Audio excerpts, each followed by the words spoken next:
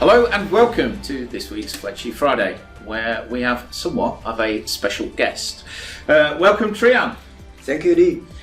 Trian, could you just explain to the Fletchy Friday audience what your role is within Siemens? Hi everyone, I'm Trian. I'm the Finance Director of Siemens Digital Industries, looking after UK and Ireland. Trian, now you and we had a coffee and you were explaining this new concept of Super-Deduction Tax, and I was somewhat compelled to ask you to make a very short video about just explaining what Super-Deduction Tax is. So the floor is yours, sir. Thank you, Lee. I think before I talk about super deductions, I think I need to point out something which we all know, that this country has suffered a lot in the past generations for underinvestment in particular manufacturing and infrastructure. Yeah.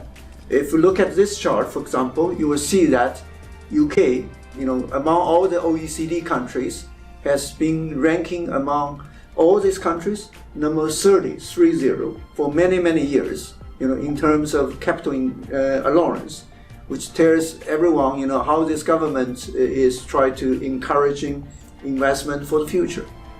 And this super deduction, which is just launched last month in April in the new budget, which will change this position of UK totally from number 30 to number 1 in all the OECD countries, to encourage to all the business who wants to do something in UK to invest for the future. To just give you something, maybe in short words, let's imagine if an OEM customer wants to invest, let's say, 1 million capex in his existing facility. On top of all this savings, which this OEM customer is going to gain anyway from this capex in terms of productivity gains, and this government is willing to throw in additional some money on the table.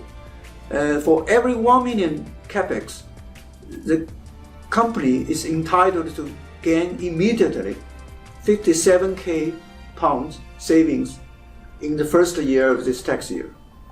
And on top, that's 57k on top of all the normal savings anyway this capex are supposed to do to generate productivity gains, to generate savings which can continuously to generate value for this business in the coming years.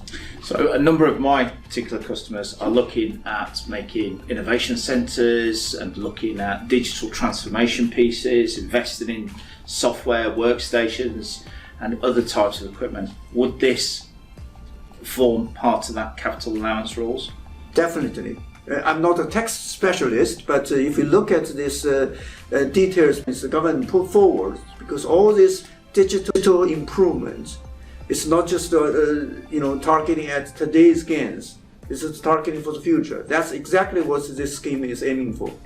Trian, thank you very much. And for Fletchy Fridays, if you want to take the opportunity as a UK OEM and actually leapfrog your competition, why not drop us a line?